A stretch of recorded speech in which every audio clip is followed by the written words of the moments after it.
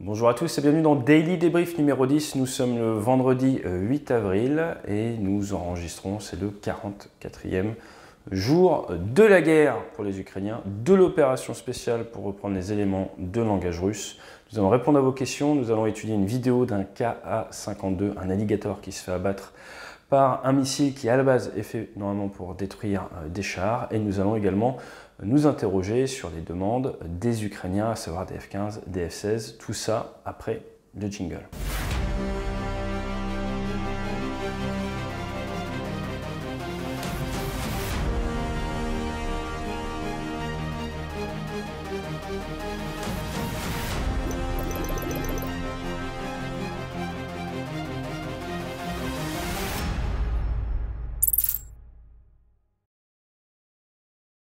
Et nous sommes rejoints par Laurence, la voix de la communauté, avec qui c'est notre 10e Daily Débrief. Merci à vous de suivre ce format qui se veut apolitique et purement technique. Laurence, du coup, oui, on a eu plusieurs commentaires de la part de la communauté. Et la première question concerne l'éclairage au laser. Qui émet cet éclairage? Est-ce que ce sont les équipes au sol, les satellites? Un petit mot?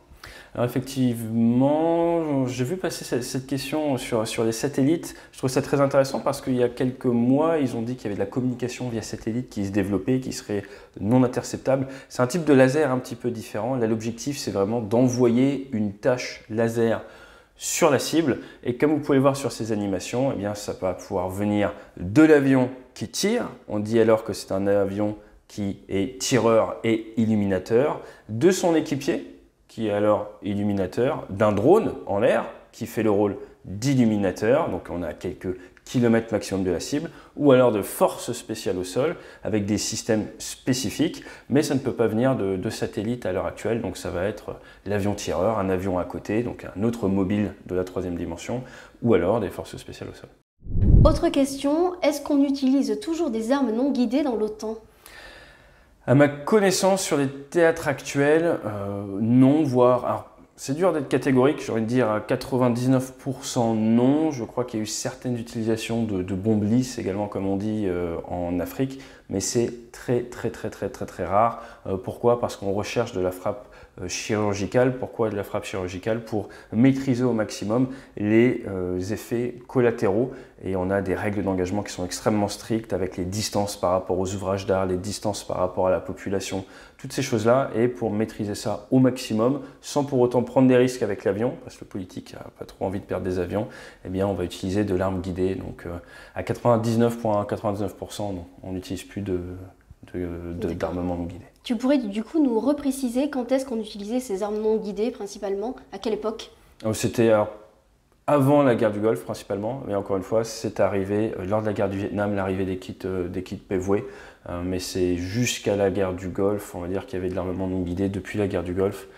Et après, il y a eu un peu les Balkans, mais principalement, on va dire à partir des années 2000-2005, il n'y a quasiment plus d'armement non guidé. Je parle des bombes utilisées. D'ailleurs, si vous voulez parler roquettes, les avions français ou la plupart des avions de l'OTAN, il n'y en a pas beaucoup qui peuvent mettre en œuvre de la roquette. Autre question, peut-on s'éjecter d'un hélicoptère? Oui. Oui, il est possible de s'éjecter de l'alligator du Ka-52. Donc là, vous avez une cinématique assez particulière, comme vous pouvez le voir derrière. Dans un premier temps, les pales, il y en a beaucoup parce que le Ka-52, il a 2 rotors qui tournent en contre-rotatif. Les pales partent, donc je pense qu'il ne faut pas être à côté. Et ensuite, vous avez les sièges éjectables, comme sur un avion, qui fonctionnent et les pilotes qui sont propulsés. Et vous vous retrouvez après sous voile exactement comme un avion. C'est juste que la vitesse de départ va être moins forte, donc en termes de vent relatif ça risque d'être un peu moins contraignant, mais je pense que ça fait quand même pas forcément du bien à la colonne vertébrale. Oui, c'était ça, c'est que cette notion de pale, on se demandait si ça gênait ou pas pour voir. Ouais, il faut se débarrasser du hachoir avant. Ouais. Nous allons passer au sujet d'actualité. Dernièrement, nous avons parlé des armes lourdes en Ukraine, de la livraison des armes lourdes en Ukraine. Le 31 mars, le compte officiel de l'armée de l'air ukrainienne a demandé des F-15 et des F-16. D'ailleurs, Sean Penn a rebondi sur le sujet et il dit qu'on pourrait arrêter la guerre grâce à un milliardaire qui pourrait livrer 2 escadrons de F-15 et F-16. Qu'est-ce que tu en penses ? J'ai pas mal halluciné ouais, quand j'ai vu ça. Moi, comme vous le savez, j'adore les films, la ligne rouge, tout ça, c'est très bien. J'ai un peu plus de mal avec cette prise de position. Pourquoi? Parce que en fait, c'est pas la livraison de 2 escadrons d'avions de chasse, même si c'est un escadron de F-16, un escadron de F-15, qui va permettre de changer le cours de la guerre. Et il met en avant dans son tweet que vous voyez derrière, eh bien que c'est de la technologie supérieure, donc en gros que ça va pouvoir terminer la guerre. C'est pas si simple que ça. On l'a vu sur d'autres théâtres d'opération, c'est pas parce que vous avez les meilleures technologies dans les airs, et accessoirement en face il y a du monde aussi, quand même chez les Russes, hein, les Sukhoi 27-35 c'est pas mal, que vous allez forcément gagner. Donc je suis assez dubitatif, je comprends l'effort de communication, je comprends l'effort de vouloir avoir un impact, mais voilà, je pense qu'il a besoin d'un conseiller militaire. On parle de F-15, F-16, avant on parlait de MiG-29, il y a eu la saga sur les MiG-29, pourquoi ils ne redemandent pas des MiG-29? Et justement, je pense que déjà il y a eu un refus. Ouais. Dans un premier temps, il y a eu ce refus, ce veto, si on peut dire, un peu américain sur cette livraison de MiG-29 qui aurait pu venir de Pologne ou autre. Du coup, ils sont peut-être dit on va tenter un angle différent, sachant qu'il y a énormément de F-16. Alors le F-16, c'est un des avions les plus vendus au monde, c'était le contrat du siècle dans les années fin du siècle dernier, donc énormément de F-16 disponibles. C'est un avion qui est assez facile à trouver, pas si difficile que ça à mettre en œuvre, mais c'est surtout d'un point de vue technologique. D'un point de vue technologique, ce qu'ils ont l'air de rechercher, c'est de l'armement qui puisse vraiment faire face au Sukhoi 35, ce genre de choses, et donc des missiles, des radars et des missiles qui leur permettent d'être même seul face à 5, 6, 7 personnes, d'avoir un avantage de pouvoir tirer, et ça c'est les missiles Fox-3, les Fox-3 qui sont des missiles tir-et-oubli, et les Américains en ont.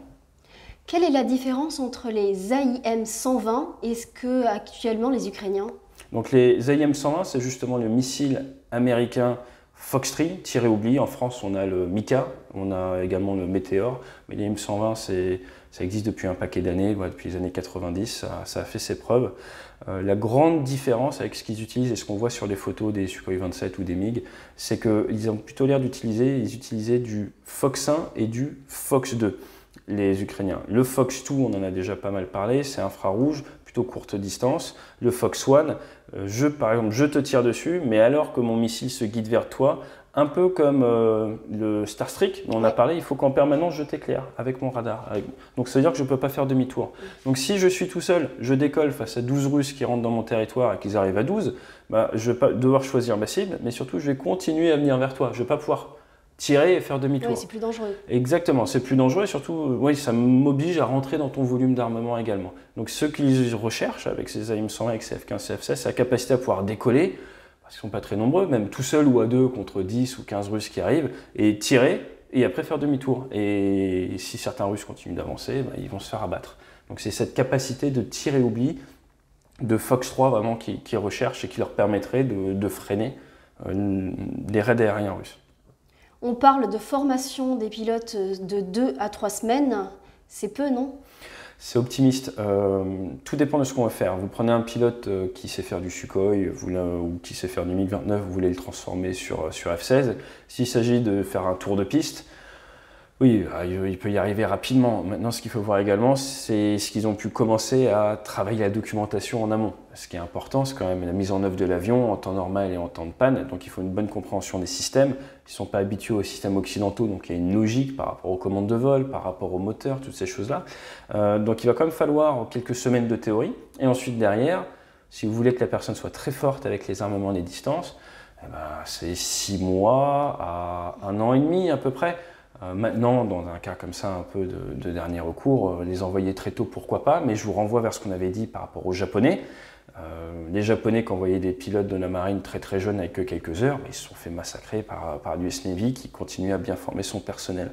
Donc leur donner des F-15 ou des F-16, et encore une fois, c'est pas prévu, mais leur donner des F-15 ou des F-16 et les mettre avec 3 semaines d'expérience dedans, c'est pas les aider à avoir un bon impact militaire, et c'est plutôt les amener à casser les avions, je pense. Oui, en plus, on parle des pilotes, mais il y a les mécaniciens aussi. Oui, les pilotes, ils sont en bout de chaîne. Donc nous, on prend l'avion, on nous a fait le plein, les systèmes sont prêts, les bombes sont prêtes.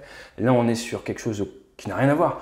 Pourquoi le MiG-29 au début? Parce que c'est une technologie et un état d'esprit qu'ils connaissent, le matériel russe, puisqu'ils en ont. Exactement comme la livraison des chars T-72. Si on leur livrait du Leclerc ou de l'Abrams demain, bah, c'est une autre langue. Donc ça n'a absolument rien à voir. Donc le fait d'avoir des pilotes, c'est bien, mais le fait d'avoir des mécaniciens pour remettre en œuvre les avions, c'est indispensable, c'est beaucoup mieux. Et souvent, pour 1 heure de vol, il faut au moins 30 heures hommes sur la machine. Donc il va falloir du mécanicien, pas de mécano, pas d'avion, pas de pilote. Est-ce que les mécaniciens ils sont spécialisés par type d'avion? Alors oui, ils sont généralement spécialisés par type d'avion, surtout si c'est des avions complexes. Plus l'avion est compliqué, plus ils vont être spécialisés. Donc il va falloir les former. Et là, on est pour les experts, les chefs et tout, on est sur plusieurs années de formation pour bien maîtriser une machine. Et il faut plusieurs types de mécaniciens pour chaque avion? Oui, il y a des spécialités. Alors, dans la marine, on avait par exemple les SNA, tout ce qui est système de navigation et d'attaque.